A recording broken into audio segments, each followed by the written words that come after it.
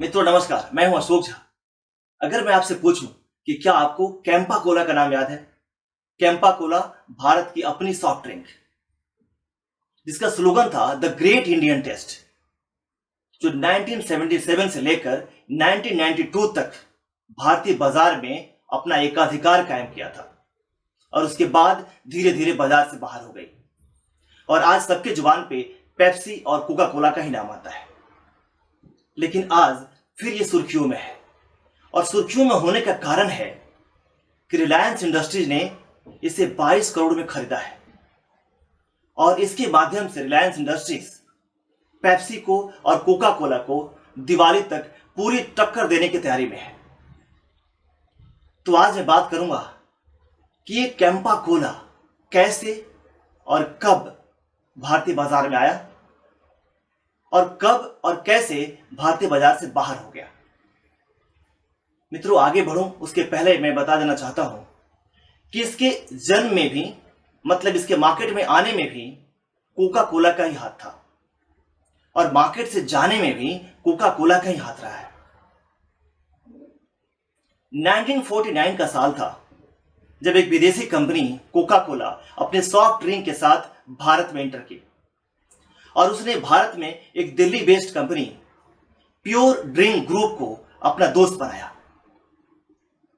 उस समय भारतीय मार्केट में सॉफ्ट ड्रिंक का कोई ऐसा बड़ा बाजार नहीं था। इसे लोग अमीरों का पेय पदार्थ समझते थे। कोका कोला यहां पे मैन्युफैक्चरिंग करना शुरू किया और मैन्युफैक्चरिंग उसकी प्योर ड्रिंक ग्रुप करती थी। हालांकि उसके कॉन्सेंट्रेटर, जो असली उसके टेस्ट की बात थी, सीक्रेट था, वो उसके अमेरिकी यूनिट से बन के आया करता था, क्योंकि कोका कोला ये चाहती नहीं थी कि उसका सीक्रेट इस भारतीयों को मिले, इस कंपनी को या किसी को भी इसका पता चले। कंपनी चल पड़ी, लोगों की जुबान पे आने लगी और 71 आते आते कंपनी काफी फैल गई। आम आदमी के जुबान का भी ये टेस्ट बन गया, सबको इसका चस्का लग गया और कहा जाता है कि 71 में तो इसने रिकॉर्ड प्रॉफिट बनाया था। लेकिन 73 आते आते भारतीय सरकार ने एक कानून पास किया जिसका नाम था the foreign exchange regulatory act, जिसको शॉर्ट में हम लोग फेरा कहते हैं। इस फेरा के तहत कुछ शर्तें लगाई गई थी विदेशी कंपनियों के साथ में। पहली शर्त तो यह थी कि कोई विदेशी कंपनी जो यहां पे काम करती है हर 3 महीने में अपना लाइसेंस का रिन्यूअल आरबीआई से कराएगी।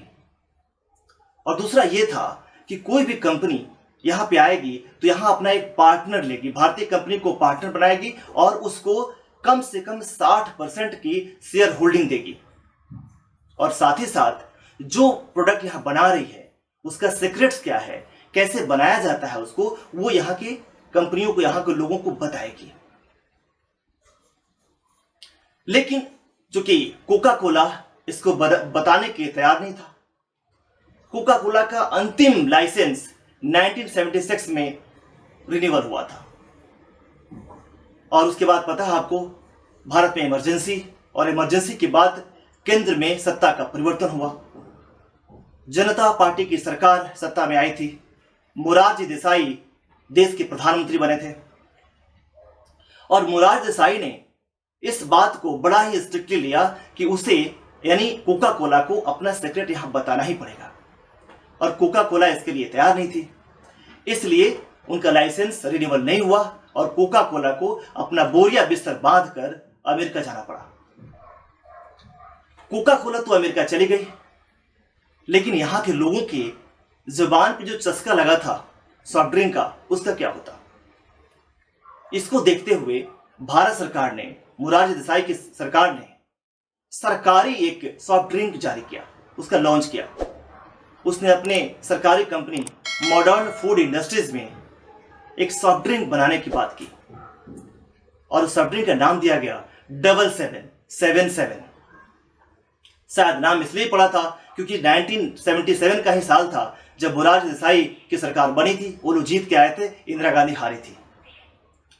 सरकार ने बड़ा प्रचार प्रसार भी किया इस प्रोडक्ट का, लेकिन दुर्भाग्यवश जैसे ज्यादातर सरकारी कंपनियों के साथ होता है, वो क्वालिटी नहीं आई और लोगों के जुबान पे ये चढ़ नहीं पाया। और उसी समय चूंकि कोका कोला जा चुकी थी, तो जो यहाँ की प्योर ड्रिंक ग्रुप थी जिसके मालिक चरणजीत सिंह थे, वो बड़े नाराज थे। नाराज होने का कारण था, एक तो उनकी कमाई चली गई थी और दूसरा उनके 2800 वर्कर्स बेकार हो गए थे, उनके लिए कोई काम ही नहीं था। और यही कारण था कि प्योर ड्रिंक ग्रुप ने अपना एक प्रोडक्ट लॉन्च किया, इसका नाम दिया गया कैंपा कोला। पहली बार बोतल पे कैंपा कोला का नाम आकर के बोतल मार्केट में आया, 2-3 टेस्ट में आया। उस समय सलमान खान उसके ऐड किया करते थे। When you're feeling good, having fun with all the rest. There's more to life with Campa Cola. Campa Cola, Campa Cola, Campa Cola, Campa Cola. Market में छोटी मोटी कंपनियां और भी थी सॉफ्ट ड्रिंक की, लेकिन कैंपा कोला का कंपटीशन बेसिकली थम्स अप से था। और धीरे धीरे चूंकि 777 बंद हो गई थी, तो कैंपा कोला का मार्केट बढ़ गया था और कैंपा कोला का अपना एक मोनोपोली क्रिएट हो गया था।